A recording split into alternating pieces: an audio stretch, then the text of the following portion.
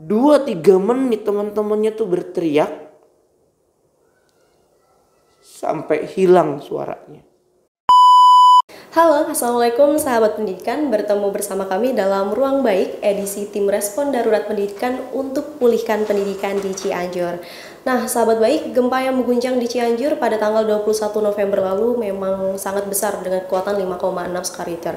Seluruh kegiatan terhenti, termasuk diantaranya adalah kegiatan belajar dan mengajar. Nah, kami Lembaga Pengembangan Insani Dompet Duafa sebagai salah satu NGO yang memang berfokus dalam ranah pendidikan telah mengirimkan tim respon darurat pendidikan untuk mengawal aktivitas belajar mengajar anak supaya bisa kembali lebih normal lagi.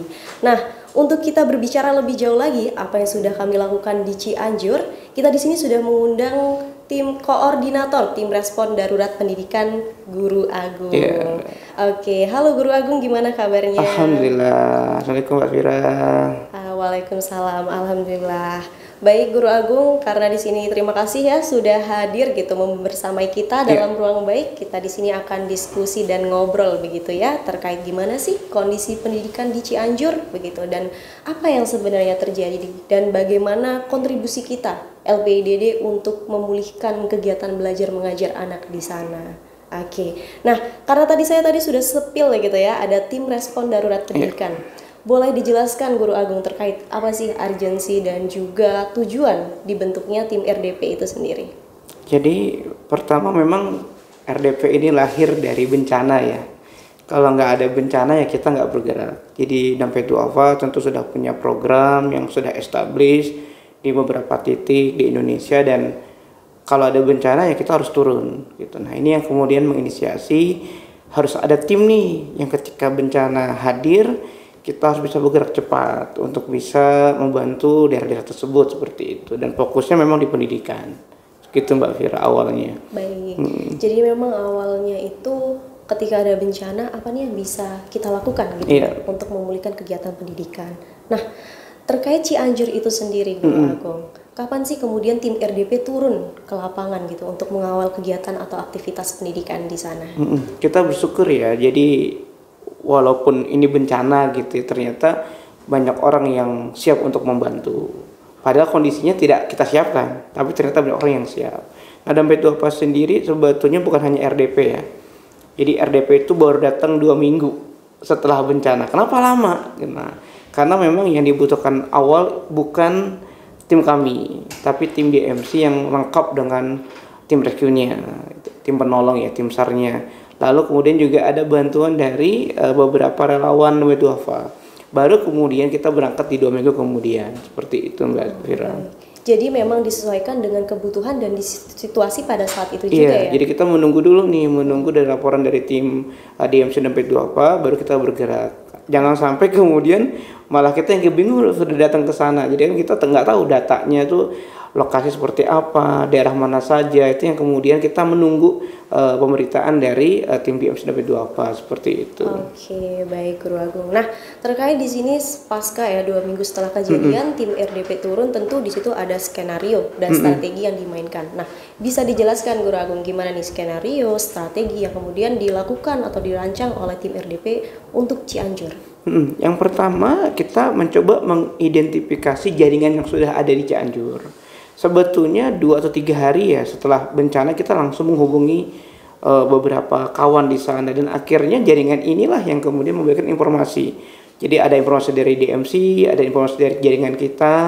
Nah baru kemudian kita tanya kira-kira butuh apa nih dan di daerah mana sih butuh bantuan pendidikan. Nah tentu yang paling pertama kita lakukan adalah LDP, layanan dukungan psikososial untuk anak-anak, terutama untuk anak-anak dulu gitu ya. Karena orang dewasa kan relatif lebih kuat, tapi anak-anak ini yang kemudian memang punya trauma, punya kendala psikososial yang harus kita tangani seperti itu. Baik. Kalau memang pada saat pertama yang dilakukan oleh tim RDP adalah layanan dukungan psikososial, titik-titik mana yang kemudian jadi prioritas begitu oleh tim RDP? Banyak ya. Dan lagi-lagi kita bersyukur bahwa bukan hanya kita yang bermain. Nah, akhirnya kita fokus kemarin ada di 3 titik dan semuanya itu ada di Kecamatan Cugenang. Seperti itu. Berarti memang Kecamatan Cugenang adalah kecamatan yang paling besar yang paling besar yang dampaknya, betul. Sebetulnya ada sekitar 6 sampai 10 kecamatan, cuma yang paling parah Kalau dan sekarang masih kelihatan parah itu di Kecamatan Cugenang seperti itu. Oke. Kalau kondisi bangunan di sini lebih dikhususkan bangunan sekolah ya Guru Agung. Di Kecamatan Cugenang sendiri apakah hancur semua? Ini dia nih. Ini kita miris ya. Di Kecamatan Cugenang itu yang masuk kategori bangunan merah, artinya dirusak parah gitu ya. Ada yang ambruk, ada yang miring. Saya langsung miring gitu. Emang nggak ambruk tapi miring. Itu ada 50-an sekolah. Total ada 50-an sekolah, tapi yang masih berdiri tegak itu hanya 3 sekolah. Hanya 3 sekolah. Artinya 90% lebih sekolah itu rusak parah. Dan sekarang dalam kondisi udah dihancurin sekalian seperti itu. Nah, dengan keadaan yang sudah rusak berat begitu ya, pasti nggak cuman fasilitasnya aja yang tidak ada, tapi bagaimana dengan kesiapan mental anak-anak dan guru gitu ya Guru ya, untuk kemudian bisa kembali melanjutkan aktivitas pendidikan. Nah, barulah di sana mungkin tim RDP turun begitu. Iya, betul. Nah, bagaimana sih Guru turunnya itu, intervensinya seperti apa? Jadi kita bagi 2 tahapan. Kalau kemarin Cianjur ya, ini kan tentu tiap bencana berbeda-beda nih Mbak Fira nih. Jadi ada 2 tahapan. Tahapan yang pertama itu adalah kita melakukan LDP berbasis posko-posko pengungsi. Karena sekolahnya kebetulan juga lagi libur dan ada instruksi untuk sekolah tidak dulu beroperasi. Nah ini yang kemudian kurang lebih seminggu sampai 2 minggu ya sekolah itu tidak beroperasi, ditambah juga dengan libur semester. Jadi kita fokus dulu ke LDP di posko-posko pengungsian. Baru kemudian di tahap yang kedua kita bergerak ke sekolah. Nah karena tenaga kita kurang, akhirnya di tahap yang kedua ini yang kita latih adalah guru-guru. Karena kita melihat wah guru-guru bisa nih. Untuk kita ajak yuk bergabung dengan RDP, yuk kita lakukan LDP layanan dukungan sosial buat anak-anak. Ternyata ya memang kita harus jujur ya nama guru kan juga penyintas juga korban juga sebagian besar. Jadi kita nggak bisa paksa juga, tapi akhirnya kita ya bagaimana juga karena relawan kita kurang, kita coba gerakan lokal itu ada sekitar 454 guru ya di tahap yang kedua yaitu. Jadi kita tidak lagi melakukan intervensi langsung ke anak di posko-posko pengungsian. Namun kita membantu guru-guru yang ada untuk bersiap melakukan LDP buat anak-anak. Nah, kita fokuskan karena ini sudah banyak NGO juga yang masuk, akhirnya kita justru malah di tahap yang kedua kita keluar dari titik utama yang awalnya kita di Cugenang. Akhirnya kita tuh bergeser ke beberapa titik yang juga terdapat gempa namun tidak sampai parah. Di antaranya ada Kecamatan Karangtengah, kemudian juga Kecamatan Cipanas, Cibeber dan sebagainya, Gekbrong gitu ya. Ada 6 titik di mana kita melatih kurang lebih ada 454 guru seperti itu. Luar biasa ya ternyata. Nah, itu yang tahap kedua, Mbak. Yang kedua begitu. Nah, kemudian ternyata kita lihat lagi nih. Wah, ternyata masih kurang gitu ya. Justru problemnya itu bukan hanya di masa tanggap bencana. Per tanggal 21 Desember itu kan sudah mulai masuk nih. Betul. Tahapan masa pemulihan gitu ya. Nah justru di masa pemulihan ini tantangannya adalah sekolah harus segera masuk. Wah. Sedangkan sekolahnya nggak ada. Ada. Nah itu dia akhirnya kita yang tadinya kita di pinggir kembali ke tengah. Kita berkoordinasi dengan pihak-pihak setempat ya diantara Dinas Pendidikan. Bisa nggak Pak kita masuk ke guru-guru nih? Oh silakan aja silakan gitu ya. Jadi tidak hanya kita ya, namun kita mencoba untuk masuk ke titik yang paling utama di Cugenang. Ada sekitar 8 gugus yang memang tadi saya ceritakan mencari tempat pelatihannya sulit. Nah, akhirnya kita numpang-numpang kan ke sekolah-sekolah yang masih utuh gitu ya, dan yang utuh itu hanya 3 sekolah di Kecamatan Cugenang itu. Selebihnya nggak bisa dipakai dan kemudian kita akhirnya bikin karena kita juga nggak mungkin ya menggunakan hanya 3 sekolah, akhirnya kita nyewa di kecamatan sebelah, yaitu di Kecamatan Cianjur Kota. Nah disitulah kemudian kita bukan hanya fokus ke LDP lagi, namun kita tambah bagaimana menyiapkan suatu konsep pembelajaran yang kemudian DP2PA sejak tahun 2004 menyebut dengan nama Sekolah Ceria. Wah, seperti itu.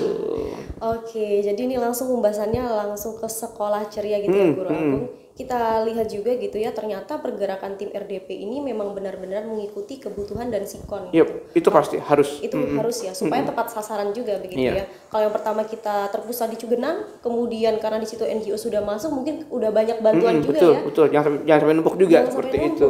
Karena jadi semakin tidak efektif juga ya kalau semisal menumpuk. Akhirnya kita perluas sporadis keluar dari titik Cugenang dan justru kita kembali lagi ketika di masa pemulihan. Nah, kembali di titik masa pemulihan ini Guru Agung. Dan tentu saja di situ ditemani sudah ada namanya sekolah ceria. Berarti ada masalah-masalah yang teridentifikasi, ada tantangan-tantangan di sana. Betul. Boleh dijelaskan, Guru Agung? Nah, ini menarik ini. Jadi gempa ini besar.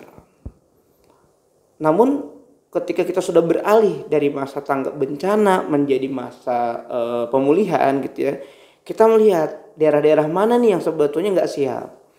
Kita melihat sementara waktu ya ada 3 kecamatan utama. Namun dari 3 kecamatan utama itu yang paling benar-benar membutuhkan adalah Cugenang.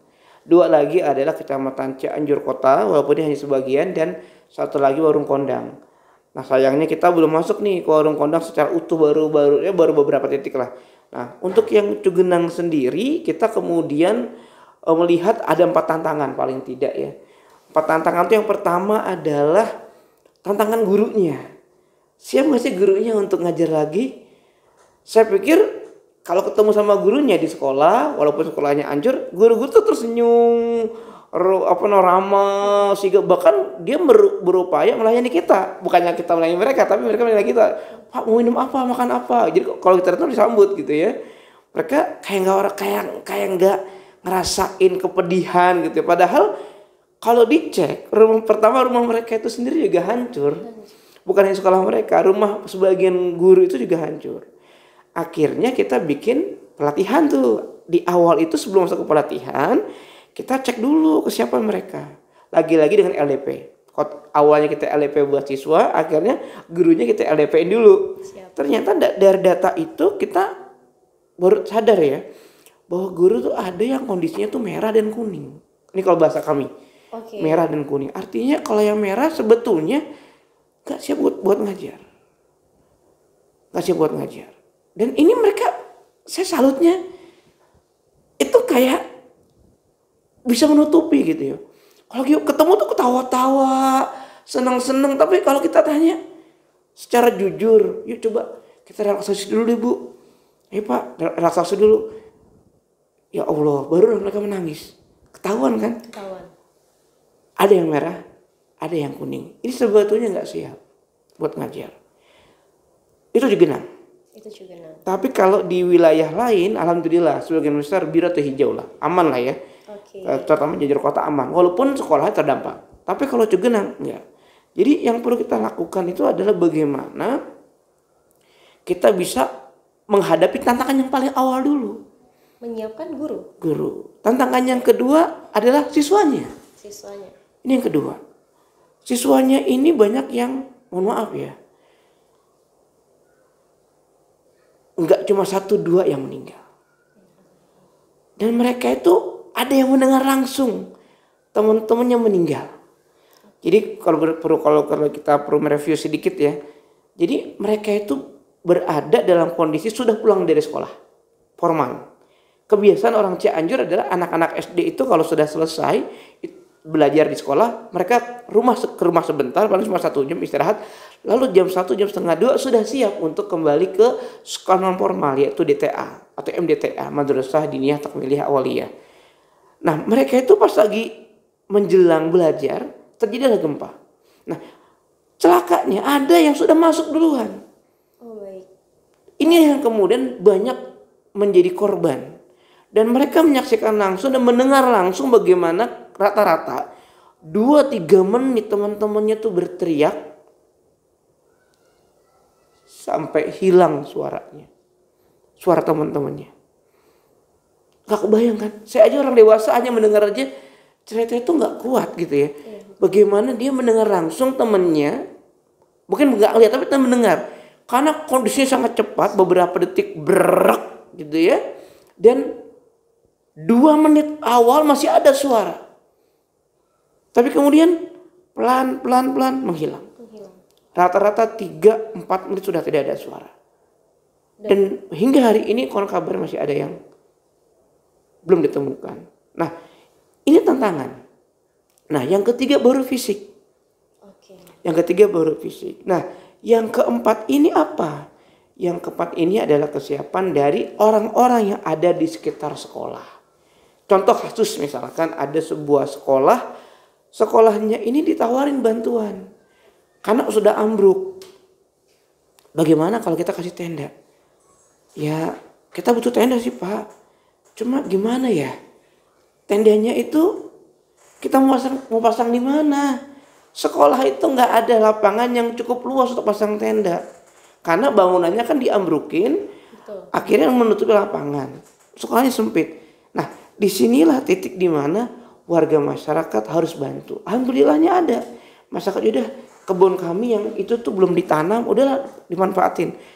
Kalau tidak ada kerjasama, tidak ada dukungan dari masyarakat atau ekosistem pendidikan di sekitar sekolah, nggak mungkin bisa. Jadi 4 tantangan inilah yang kemudian harus kita bantu. Nah, RDP hadir dengan dompet duafa bukan ngasih bantuan fisik. Banyak kok pemerintah udah ngasih bantuan kok. Nah, cuma kan masalahnya kalau cuma bantuan moral ngasih semangat, justru mereka lebih kuat daripada kita. Iya. Gitu, jangan sampai kita cuma wah semangat Pak, semangat Bu, ya nggak masuk lah gitu kan. Betul. Tapi yang paling clear adalah kita membantu bagaimana mereka bisa berpikir, mereka bisa merencanakan, mendesain gitu ya, bagaimana melaksanakan sekolah di kondisi darurat.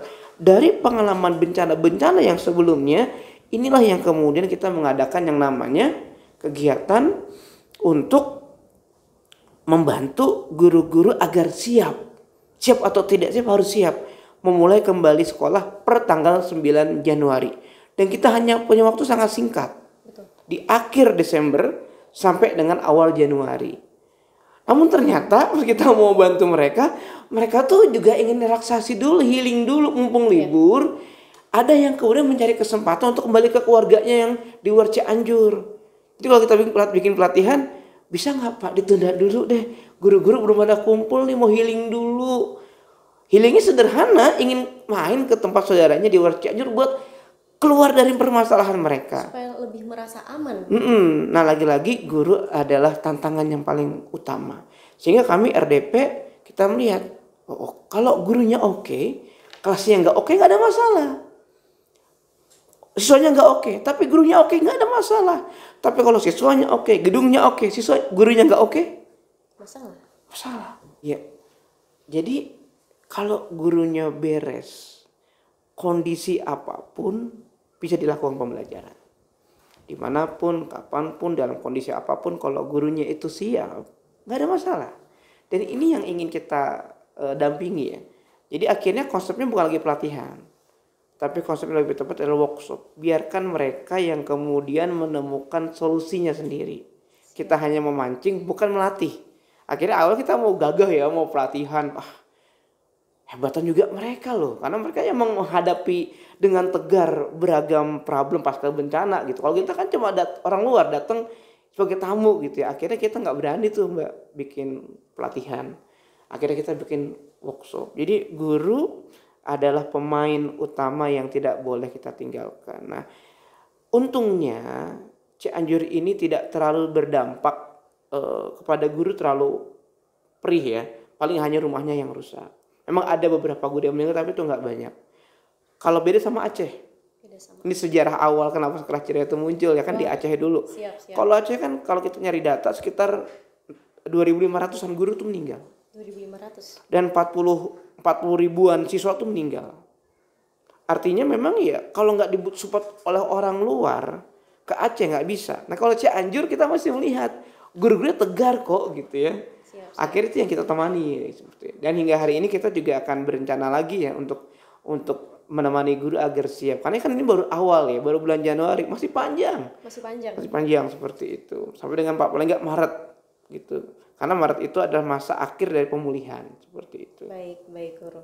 Berarti tadi dengan 4 kunci permasalahan yang sudah berhasil diidentifikasi begitu ya. Memang dinilai kuncinya di sini adalah guru bagaimana bisa diberdayakan lebih optimal gitu ya di situasi yang sangat kacau, rumit dan darurat memang kita sebut saja begitu. Lalu bentuk dukungan apa saja yang saat itu mungkin di dalam workshop ya Guru Agung yang diberikan oleh RDP kepada mereka?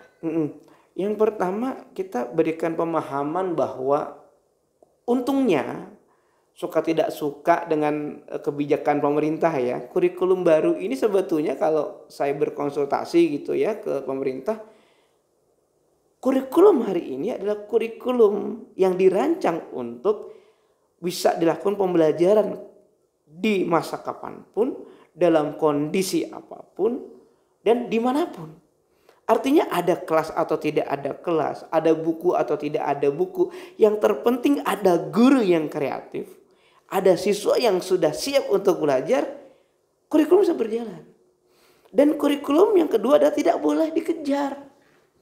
Oke. Ini kita kebetulan ya, ini kayak kalau bagi saya pribadi gitu ya, ini kayak kita sedang ingin menguji coba kurikulum yang hari ini kita sebut dengan kurikulum merdeka. Kurikulum yang bisa dilakukan oleh guru dimanapun, kapanpun, dalam kondisi apapun. Yuk kita buktikan. Sehingga yang kedua, enak banget. Kurikulum jangan dikejar. Palingan cuma 3 bulan, tanda kutip ya. Kondisinya parah seperti ini. Tapi setelah 3 bulan kita aman. Sehingga yang kita kejar apa sih? Pertama, saat kita bikin workshop ke guru, yuk pastikan siswanya enjoy dulu. Seneng dulu. Riang dulu. Kalau sudah siap belajar, baru mulai. Yang kedua, pembelajarannya jangan paper base. Jangan berbasis pada buku, pada paper, pada targetan-targetan akademik. Okay. Bukan itu yang dikejar. Belajar itu kan sebetulnya kalau kita menggunakan kurikulum merdeka, mereka bisa melakukan dengan menggunakan benda-benda apapun. Dengan benda apapun. Nah ini kadang-kadang guru tuh bingung, Pak gimana yang ngajarnya, kelasnya nggak ada, medianya hancur, buku-bukunya basah karena kena hujan. Betul.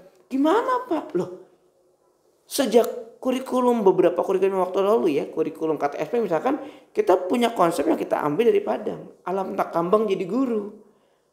Ini yang kita munculkan kembali, kita kuatkan kembali dengan kurikulum merdeka bahwa ketika bencana terjadi, justru anak-anak ini didekatkan dengan alamnya, dengan kondisinya.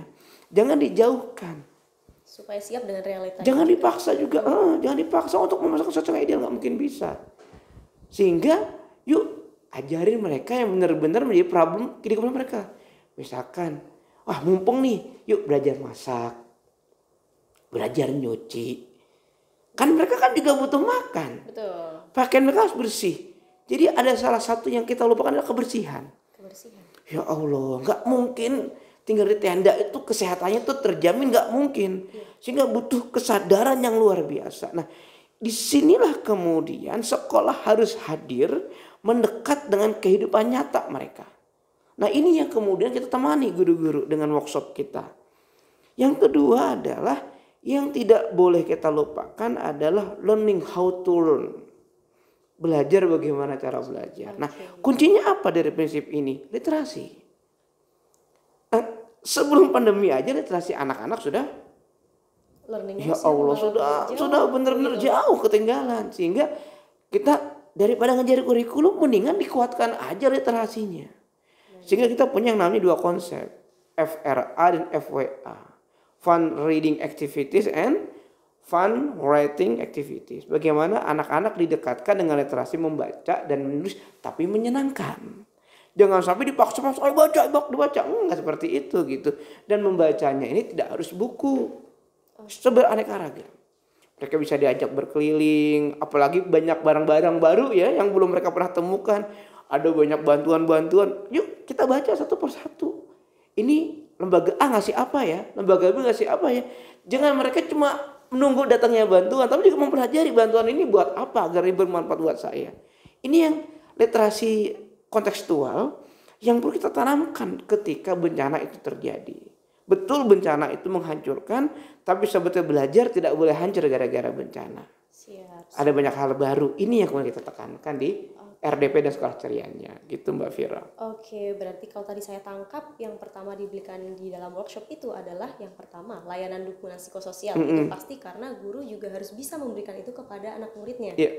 Dan yang kedua adalah memberikan pembelajaran yang bermakna, supaya itu tadi pembelajaran hadir dalam kehidupan mereka. Betul. Dan mereka bisa menerapkan dengan optimal. Dan yang terakhir adalah tadi ada kegiatan literasi, karena itu adalah kunci untuk mengajarkan anak cara belajar. Luar biasa. Jadi ini membentuk sebuah ekosistem yang memang harus ditanamkan gitu ya, Guru Agung. Nah, kita kembali nih Guru Agung dengan sekolah ceria gitu ya. Tadi sedikit diungkit bahwasanya ada sejarah terbentuknya Sekolah Ceria itu di Aceh tahun 2004. Mm-mm. Boleh sedikit dijelaskan kemunculannya di tahun 2004 sampai saat ini secara garis besar Guru Agung. Jadi lagi-lagi RDP dengan Sekolah Cerianya itu dadakan. Oke. Kalau nggak ada bencana kita yang nggak terbentuk gitu. Jadi ini muncul karena berdasarkan kebutuhan di lapangan yang luar biasa. Jadi gempa dan tsunami Aceh tahun 2004 ini kan luar biasa ya. Jadi masa tanggap bencananya panjang karena banyak, mohon maaf, jenazah-jenazah itu banyak yang belum terevakuasi. Yang kedua juga masa pemulihannya pun juga panjang dan recovery-nya jauh lebih panjang. Gitu. Nah, ketika kita masa tanggap bencana, ya memang fokus kita adalah bagaimana menyelamatkan kebutuhan dasar mereka. Tapi jangan lupa, pendidikan itu kan juga kebutuhan dasar. Betul. Sehingga ketika Aceh dalam kondisi tidak berdaya, kita kemudian kirimkan beberapa relawan datang ke Aceh. Saya masih ingat itu ya, kalau baca di sejarahnya LPI ada fotonya itu bagaimana Sekolah Ceria itu memulai pertama kali di Aceh. Singkatannya memang kita rubah sedikit. Kalau di Aceh itu Sekolah Ceria itu adalah cerdas, riang, agamis. Kenapa agamis? Ya karena Aceh. Betul. Aceh. Tapi kan masalahnya, mohon maaf ya, kadang-kadang kalau kita pakai agamis nanti kita lihat kondisinya gitu. Nah, untuk berikutnya akhirnya kita singkat dengan singkatan yang berbeda. Hari ini ya, cerdas literasi, kita fokuskan cerdas literasi, riang dan aman. Seperti itu. Jadi kita bisa berada dalam kondisi bencana apapun dan dimanapun gitu. Jadi tidak bukan lagi cerdas terlalu umum, kemudian juga riang dan agamis, tapi kita fokus ke cerdasnya literasi, kemudian riang jelas pasti, nggak bisa enggak gitu ya, nggak mungkin nggak riang, dan yang pasti yang awal itu aman. Nah, soal aman kalau kita bicara Cianjur ini agak unik juga nih, ada cerita juga. Jadi saya beberapa kali bikin workshop itu ya di Cianjur, dan tidak hanya di Cugenang, tapi ke beberapa kecamatan gitu ya. Pernah suatu ketika di Cipanas di hotel gitu ya, guru-guru itu saya minta ke depan nggak ada yang mau. Ayo Bu, ke depan Bu. Nggak mau. Mereka tuh paling senang di belakang. Ini miris dan juga lucu. Kenapa di belakang Bu? Ini Pak, ini kan gempa susulannya belum selesai. Kita nggak tahu nih, karena ratusan 400 kali itu. Iya. Sampai 2 minggu yang lalu 400 kali. Sekitar 3 minggu yang lalu 400 kali. Jadi kata mereka, kalau nanti ada gempa susulan, kami paling cepat keluar. Saya bilang, Bu, coba kalau gempa tuh berapa detik ya? Nggak nyampe 10 detik, Bu. Pertanyaannya kalau Ibu keluar dari ruangan, Ibu nyampe di mana gitu kan? Nah, jadi itu yang kemudian rasa aman ini kadang-kadang menjadi momok yang luar biasa. Dan pasti bertanya itu, Pak, kalau ngundang kami tempatnya di mana? Aman atau tidak gitu. Nah, itu yang kita pastikan. Jadi Sekolah Ceria tidak harus memeriksa tempatnya aman dulu. Apalagi kemarin kita mendengar ya ada aparatur dari TNI yang meninggal karena membantu masyarakat yang ingin membereskan rumahnya. Ini contoh bahwa aman itu penting. Pasca bencana bukan berarti amannya itu sudah kembali normal. Belum. Ancaman amannya masih banyak. Jadi kita benar-benar pastikan harus aman. Itulah konsep Sekolah Ceria. Siap. Jadi di tahun 2004 dengan adanya tsunami ya saat itu di Aceh, LPIDD turun gitu ya dengan Sekolah Ceria membantu di sana bagaimana aktivitas pendidikan supaya lekas pulih, dan kemudian berlanjut di beberapa bencana yang pada saat itu juga sempat terjadi di Palu, di Lombok begitu ya, Guru Agung, dan terakhir di sini di Cianjur begitu. Nah, untuk proyeksi ke depan gitu Guru Agung, bagaimana harapan Guru Agung terhadap tim RDP ini ke depannya? Iya. Salah satu kelemahan kita itu adalah kan kita berbasis relawan nih. Gitu nih. Ini kalau kita jujur ya, berbasis relawan. Dan relawannya itu bukan hanya yang siap tempur, namun juga kompeten. Kalau nyari siap tempur mau banyak gitu. Siap banyak. Cuma masalahnya punya kompetensi atau tidak nih. Nah, jadi rencana kita ke depan, karena saya kalau kita buka Twitter ya, hampir setiap hari ada aja gempa. Itu baru gempa loh, belum yang lain loh ya, belum erupsi dan sebagainya. Gempa tuh hampir tiap hari, perhatian aja Twitter dari BMKG itu pasti ada. Sehingga karena bencana itu tanda kutip ada di sekeliling kita, mengancam kita, tidak mungkin tidak, kita memang harus mempersiapkan. Nah, Kekuatan RDP itu ada di relawan, bukan di konten. Kalau konten bisa kita kutak-atik, tapi kalau kompetensi nggak bisa. Ini benar-benar harus disiapkan. Sehingga kita hari ini ingin memperkuat basis kerelawanannya, bukan hanya kontennya. Kalau donatur, alhamdulillah ada dompet duafa dong gitu Siap. ya, dengan jaringan donaturnya, insya Allah siap membantu kita. Cuma siap nggak relawannya dikirimkan ini dengan kompetensinya itu. Nah, kompetensi apa saja sih? Yang pertama itu LDP ya. Jadi kita ingin membangun basis relawan yang punya kemampuan ketika bencana tiba-tiba muncul di satu titik, maka relawan ini siap. Yang pertama kali tentu bukan pembelajaran dulu dong, LDP dulu, layanan dukungan psikososial. Jadi setelah tim evakuasi itu hadir, semua kondisi sudah aman, tinggal di tenda-tenda darurat, disinilah kemudian pendidikan bisa masuk. Nah, yang pertama masuk adalah tentu LDP dulu, layanan dukungan psikososial. Nah, sehingga kita butuh tim yang bisa LDP. Dan kalau masih LDP, insya Allah masih aman. Tidak harus dari psikologi, tidak harus dari pekerja sosial ya. Berarti umum bisa ya? Pasti umum bisa. Orang yang kemudian tidak harus sarjana pun juga bisa, asal mereka terlatih. Jadi ini yang ingin kita perbanyak gitu ya, terutama dari jaringan kita internal dulu, baru nanti ke eksternal. Itu yang pertama. Lalu yang kedua adalah jaringan pendidik yang nanti bisa membantu kita untuk bisa memberikan materi terkait dengan pembelajaran dan literasi di kala darurat. Nah itu yang penting. Saya pikir dua hal itu aja sih yang paling penting. Nah, dan yang berikutnya yang ketiga adalah bagaimana kita bisa kerjasama dengan cabang. Alhamdulillah hari ini semua cabang dompet duafa itu punya yang namanya dompet duafa volunteer. Hampir semuanya sudah sigap. Sudah sigap. Tapi kalau saya lihat dari pelatihannya memang luar biasa ya, mereka siap terjun di kondisi-kondisi darurat yang lebih parah kayak rescue dan sebagainya.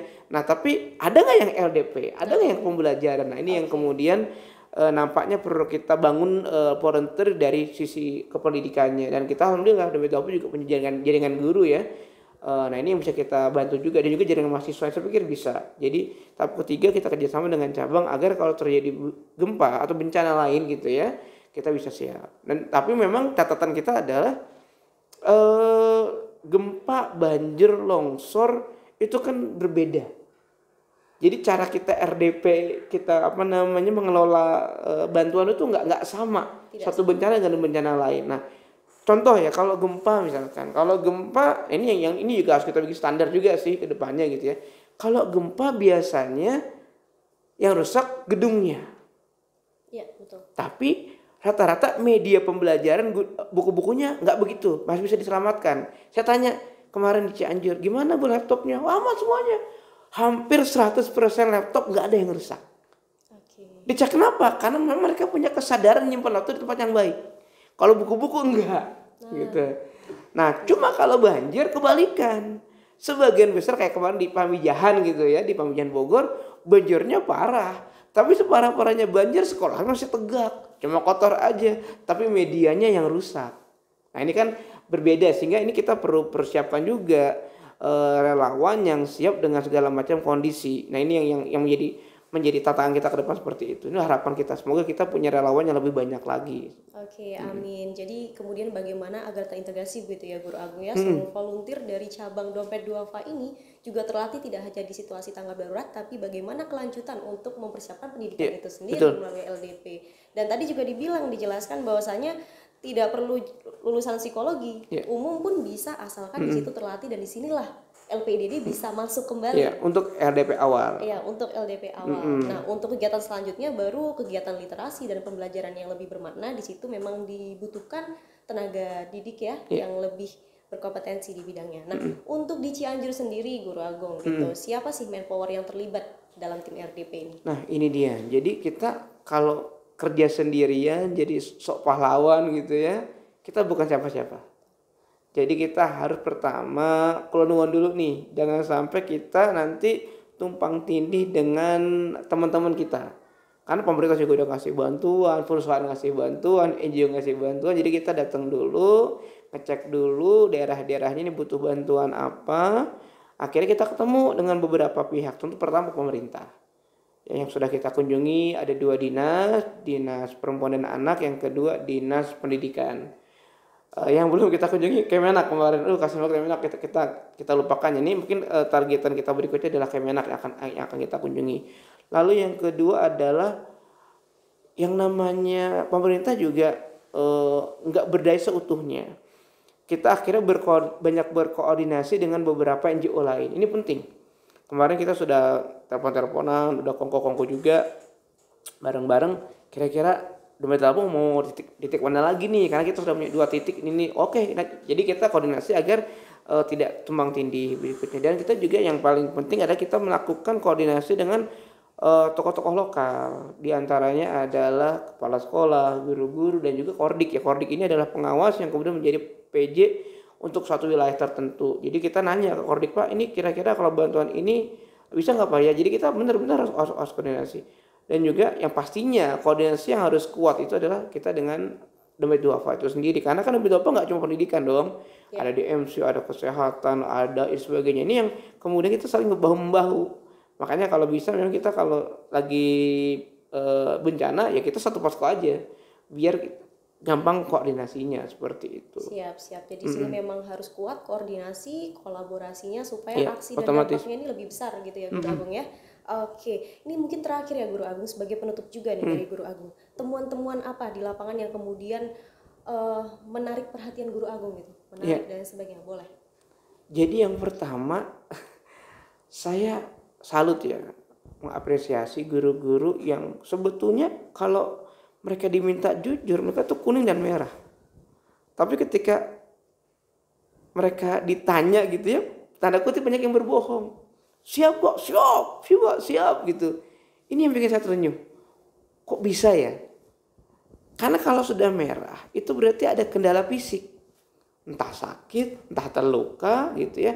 Atau rumah mereka sudah tidak lagi bisa dihuni. Gitu. Karena jadi ada guru-guru saya tanya, Bapak Ibu tinggal di mana? Saudara, loh rumahnya kenapa? Belum ada bantuan Pak gitu. Jadi kapan mau dibantu? Nggak tahu Pak. Tapi kalau ngajar ya fine-fine aja gitu ya. Itu cerita menarik yang pertama. Cerita menarik yang kedua ini juga mungkin juga pelajaran buat kita ya. Di beberapa titik itu nggak cuma satu, banyak titik itu anak-anak udah pada mabuk LDP gitu. Siap. Jadi karena semua lembaga itu LDP gitu ya. Jadi cerita menarik. Jadi anak-anak itu kita kunjungi, seneng tuh, ada yang datang.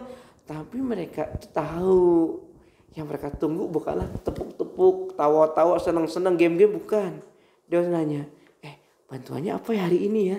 Ngasih apa ya hari ini ya? Nah itu dia. Nah jadi memang ini menarik ya. Tapi yang bikin saya bikin semangat lagi adalah hampir di semua titik di Cianjur yang terdampak bencana, kalau kita datang mau bawa bantuan atau tidak, yang penting kita bawa mobil, itu anak-anak dengan serta-merta ramah menerima kita. Ada mobil datang, senang, dan mereka ngajak kita ngobrol. Saya ingat ini kan anak tinggal di tenda, rumah mereka hancur. Dan mereka nggak begini loh. Banyak yang sudah nggak begini karena memang ini bagus ya. Jadi banyak yang sudah awal-awal mungkin iya karena mereka udah crowded jadi gini. Tapi sekarang sudah hampir tidak ada. Dan mereka kalau kita datang nggak minta bantuan, tapi minta apa? Minta cuma disapa, ditanya. Jadi kita berhenti dulu nih adabnya ya. Kalau kita di Cianjur ada anak-anak jangan dilewatin, berhenti dulu, sapa dulu. Nah, syukur-syukur bisa bahasa Sunda gitu ya. Kalau saya nggak bisa gitu ya. Minimal itu senang banget. Ditanya namanya, lagi main apa. Kan lagi apa? Lagi asik lato-lato gitu ya. Ya udah kita ajak mainnya juga tuh. Itu menurut saya menarik gitu ya. Walaupun di sisi lain ada beberapa titik pengungsian yang kalau sudah datang tim, udah tahu mau LDP nih. Waktu mereka nanya, "Terima apa? Kuenya apa? Makanannya apa?" Nah, ini mungkin yang harus kita perhatikan bersama gitu ya. Jadi berikan bantuan yang tepat di saat yang tepat seperti itu sehingga kebermanfaatannya bisa maksimal. Baik, Guru Agung. Luar biasa sekali pembahasan terkait RDP ini, apa yang sudah dilakukan LPDD di lapangan ya di setiap situasi bencana, dan kita doakan bersama-sama semoga korban yang terdampak gitu ya, seluruh penyintas bisa segera pulih gitu aktivitasnya, baik itu aktivitas keseharian, mencari nafkah, dan termasuk kegiatan belajar dan mengajar. Dan kita doakan semoga korban-korban dari gempa Cianjur juga bisa diterima di sisi Allah Subhanahu wa taala. Amin ya robbal alamin.